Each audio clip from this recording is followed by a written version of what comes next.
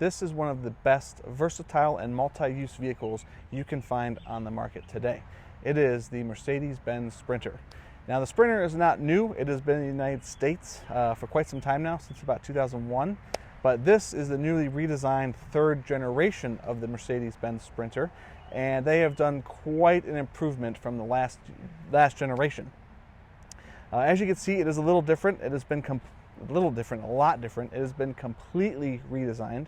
Mercedes has went back to the books, started over again, and I think they really hit it with this one. Sprinter has always been a multi-use vehicle. There are a plethora of models out there. You got the crew van, the cargo van, the passenger van, which is this one, the cab chassis. You offer a minibus, and even in Europe they have like a pickup version of it, which you can't get in the United States, but they make so many different models of it, and so many people around the world use it. It's done pretty well in the United States. I think it was a bigger hit in Europe, but it's very understated here. I don't know if the name Mercedes scares people away, but it is honestly one of the best multi-use vehicles you can get. Contractors use them, they put their tools in them. Airports use them for minibus, they use it for passengers. You can use a crew van if you got a crew of people going to a construction site or whatever the job may be. For people and cargo, the crew van is perfect. But there's many different uses for these. Even the cab chassis, they take them and they upfit them as a big box or an RV, or they make ambulances out of them. You know, whatever your need is, you can adapt it to fit the Mercedes-Benz Sprinter. This particular van is in jet black, which happens to be a $1,000 upcharge for the color. Now, some people might gripe about that. I would 100% recommend getting any other color but white. The white vans, the color just doesn't seem to hold up as well. So I would spend the extra dollar and get the colored vans. Black, they have a slew of colors, and some of them are pretty cool. So I would definitely go for a non-white van. This is also fitted with the black fabric seats, which they have updated. And I want to give a special shout out to Mercedes-Benz of North Olmsted in Cleveland, Ohio for lending me this van. If at any point in this video you fall in love with this van or have any questions or want to see one in person, contact Nick Walter at Mercedes-Benz of North Olmsted. He is the man to get you in one of these vans. This one happens to be a 144 high roof. One advantage of the high roof is I am 6'1", and I can completely stand up on the inside. The normal roof one, I cannot do this. You got to bend over a substantial amount. So in any of the vans, if you're over 6 foot, or even if you're over like 5'6", I would definitely go for the high roof. The only downside is you might have to watch low bridges or low-hanging objects, because it's about 10 feet high at this point. This nice sliding door on the side here makes it very easy for people to get in and out of the van. You can access all 3 of the rows here, and if need be, you can even go up to the front here through the middle. It's pretty useful. Now on the Sprinter, there isn't a whole lot you can change. Obviously, it's a big van, so the new one is still a big van. But there are slight cues. If looking at it, you can tell that it is not the same as the previous generation. Different tail lights, different design, different glass shape. You can see in the front, the headlights are different, the grill's different. Mercedes did a good job at redesigning it, but it's still just a giant Sprinter, which is what it's supposed to be. Mercedes-Benz added a slew of options to the 2019 redesign. You get many more safety options, much more in the cockpit. The convenience options, the van, they have really fine-tuned this to be a working, driving van that people actually want to spend time on the inside of. Not that the other van was bad, but it just took it. This van has been taken to the next level. Now, something that did change, and I just noticed this, are the rear doors and how they open. The previous ones would open all the way to the side of the body here. These do not. Check out how they open. They changed that in 2019. They are now, this is the max position they go to, is just flat out open. I don't know exactly why, but one thing I do like, there was a hinge that used to sit right here, and it would constantly break, and the doors would just be flinging open when you open them. So by eliminating that hinge, I think Mercedes has done a good thing, because they got used quite a bit, and the hinge would break all the time. So now, no more hinge to replace, and your doors are sturdy, and you still have full access to your cargo area. Now, yes, this is the passenger van, so you don't have a full cargo area, but you still do get a pretty decent amount of space here. Obviously, if it was the cargo van, it would be fully empty and you could load it up with whatever. Now, a feature I was surprised to find on the Sprinter is soft closing doors. Just like the S-Class and all the other fancy sedans that have the soft touch doors, this Sprinter, you pull the door shut, and boom, it electronically closes itself. I think that's pretty neat. Next up, onto the engine. Under the hood, they installed a different hood lock. The old one, it would lock itself. This one, you have to come over here, unlatch the arm, and stick it down in this little hole there. I actually quite like that because on the previous one, even though it was easier to open, it was harder to close. People didn't realize you had to manually unlatch it, and that would just yank down the hood, and it would buckle the hood over there. And it cost a slew of money because you had to replace the hood and the mount over here. This requires you to come over, undo it, and then close the hood. I think that's a much more clever option. Now, probably one of the most important changes to the Sprinter lineup sits right under here. They offer now two options. Well, they did before, but one new option. You get the same V6 diesel that you did on the previous generation, except it's got 1 more horsepower. And you also get a gasoline version of the Sprinter. Finally, they offer a gas engine in the Sprinter. Now, it is the 2-liter engine lifted straight out of the Metris, plopped into the Sprinter. You can only get it for the 1500 and the 2500 models, though. You cannot get it for the heavier duty ones. So that, it's just pretty reasonable because it's not going to be a heavy duty. But the V6 is still here. You can get it across the board. They both offer about 190 horsepower. The diesel engine, however, offers more than double the torque of the gasoline engine. So if you are in a 2500 and you're going to have more weight, probably going to want to go for the diesel.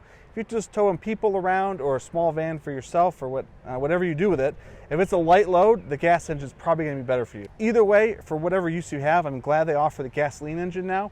Before you were stuck with diesel, and I know some people don't like diesels.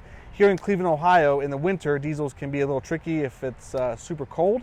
So the gasoline engine was definitely a great add. Something that I did notice they changed from the 2nd generation to the 3rd generation is where they put the DEF nozzle to fill up the tank. It used to be right next to the coolant tank, and there were plenty of stories of people coming to the dealership with having put DEF in their coolant or vice versa. So now they've moved it forward, and they put a nice blue cap saying DEF on it, so you will not be confused where the DEF and the coolant go. They're very separate here, which I think was good because they were close together, and if you weren't really paying attention, you could add the wrong one to the reservoir, and that just cost a whole lot of money and didn't make sense.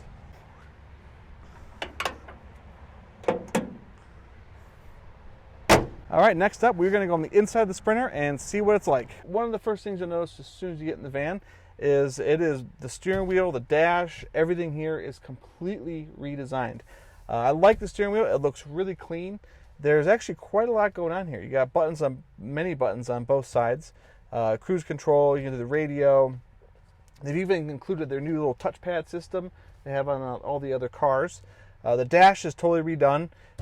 Simple dash, just what you need. You got your tachometer, your speedometer, and you got the info, all the info in the middle there. Very clean. I like that. Don't need to over-clutter that. The radio system here is very nice, easy to see. This is the 7-inch option. They offer also an upgradable to a 10-inch option. I haven't seen that one, but I've heard it's pretty nice. The 7-inch one looks pretty nice as it is. I can't imagine how much better it could get. The air controls are down here. Pretty simple. I like that it's digital now. The old ones had the old dials, so they've definitely brought this one into the modern era. Now, the Sprinters have had Bluetooth connectivity in the past, so this one still has it as well. Phone, Bluetooth. And now it has built-in navigation. The previous Sprinters, you had to buy the Becker Map Pilot upgradable at navigation. This one now, it's built right in.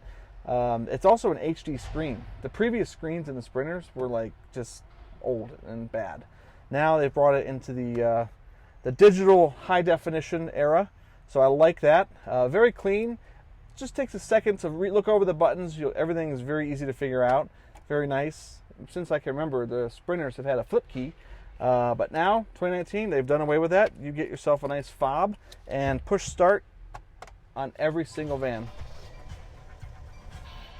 You also notice they've done away with the manual gear selector. It is now electronic and up on the stalk here, just like the cars.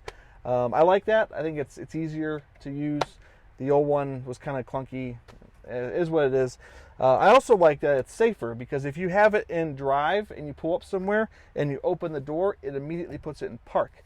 The ones where you have to manually select drive, they would not go into park. So that's a safety option that I really like that the cars have, the vans have. I think it's a good option to use. It's a good safety feature.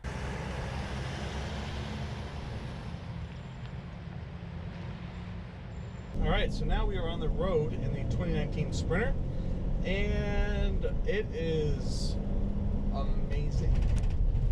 Compared to the previous one, it is a night and day difference. First thing I noticed once I got this thing out in the street is I noticed the 7-speed transmission. It shifts so much better than the old transmission. It's almost like a car. The diesel engine is super quiet.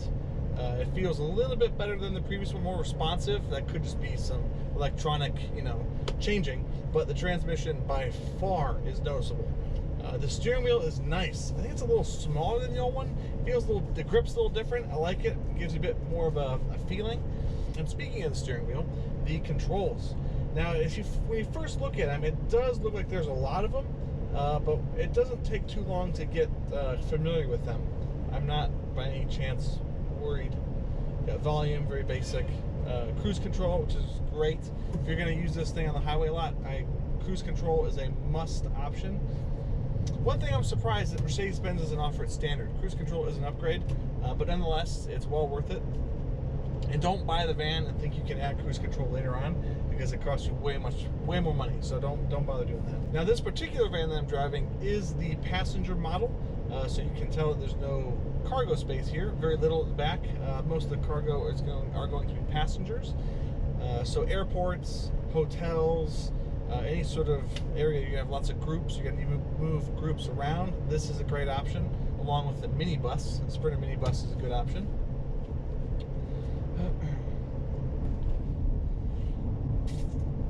I think you'd also be safe to buy the gasoline option for a passenger van, just because you're not going to be, hauling around a whole bunch of weight.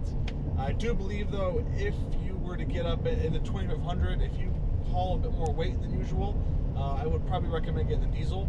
It's a lot better with the torque and the weight, so that I do like the diesel engine in this one. Now, another thing with the new 2019 Sprinters is SOS, Mercedes-Benz communication system. The emergency system comes standard on the vans. You do have to get a subscription to it, the SOS, the information, and the service button, all three of them. But it is a good feature. It's a good safety feature. If you are in an accident, it will automatically call the police for you. If you're broken down somewhere, you can request service. Or if you just need some information, you hit the I button and it will connect you with somebody that can give you general information. Now, as I took that turn, the steering is so smooth. I believe that this one is electric steering now. They've done away with the hydraulic one, and that is a big difference. The old one, you'd have to, the big wheels you're turning, you really have to give it some extra effort. It felt more like a sporty steering wheel, or sporty steering, but it's not really a sporty vehicle. So this steering is much more in line with the size of the vehicle. Now, one of the party tricks for the Sprinter is that you don't need any special license to drive any of them, up to even the 4500. Just a regular clean driver's license will do the trick. I've driven the Ram ProMaster, and I felt like the windshield was too small. There were some blind spots. This is laid out way better, much more ergonomic. Now, where this thing just takes off compared to those other vans is the electronics department. This thing has a slew of safety options, electronics. I mean, it's hard to wrap my mind around all of them. One of the coolest features is MBUX, Mercedes-Benz User Experience. It's sort of like a Siri for the car. It's an AI, and you just push the button. And what is the temperature today? The outside temperature is 87 degrees Fahrenheit. There you go. And on certain models, you can tell MBUX to do things for you. On this one, I can just have it turn the radio on, basic stuff inside the system. But other ones, you can have it do other vehicle settings. I think if you're going to be driving this van for a living, like expediting, or if like FedEx has a bunch of these, or if you're just constantly driving this van, I think the more safety features you have on your side cannot be a bad thing. So getting those features, I definitely like. Blind spot is pretty good, just because it is an area over here. It's not bad, but all cars, every vehicle has a blind spot. So the blind spot system on this one is very good. And if you use your turn signal while someone's over there, it will beep at you, so you know not to do that. Lane keep works really well. There's a camera up behind the rearview mirror here, and it will monitor the two road markings in front of you. And if you veer to one side, it vibrates the steering wheel and pulls you back into the middle of the road. Now that is a serious upgrade over the last generation Sprinter. The previous generation Sprinter would just beep. You cross the line, and go beep, and I sometimes had no idea what I was doing. I looked like, oh, I'm crossing the line. Now this thing almost takes care of itself. You cross that line, and it brakes the right side of the van to pull you back over. That is excellent.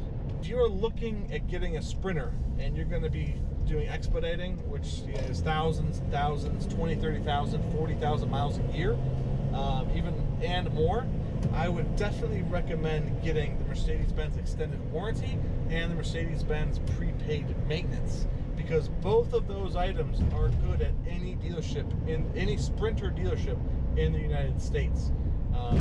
And like any product you buy, any vehicle, they require maintenance, and at some point they are going to need to be fixed. So if you are traveling a lot, having that protection plan for wherever you go is a big positive mark. Now those plans might cost you a little bit of upfront money, but that is well spent money in the long run.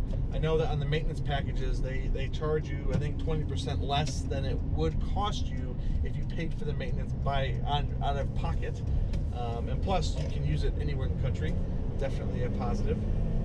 Now if you don't need something this big, there's always the option for the Metris. They offer the Metris. They even offer it in a passenger version. So if a big Sprinter is something that might not be what you need, check out the Metris. So I've been driving this thing now for 15-20 minutes, and I am very comfortable. The previous Sprinters, the seats were basic, and even the upgraded seats were just a little less basic, a bit more comfort, but still nowhere near compared to these seats. They have the front leg support you manually pull out here. That is super comfortable. The electric lumbar support in the back, way better than the manual. You got a little dial on the old van, it barely did anything. Way better. So I feel like Mercedes sat down and fine-tuned this thing for the people that are really going to be driving it. If you were to go hop into a Ford Transit and you want to take that expediting compared to this thing, you have, I mean, this is like a spaceship compared to that thing. So many more options. I think it's way more comfortable, and it's better to drive. I could sit here and drive all day long. I don't feel like I'm driving a commercial vehicle. I feel like I'm driving a Mercedes-Benz product. What do you want to do? Please repeat.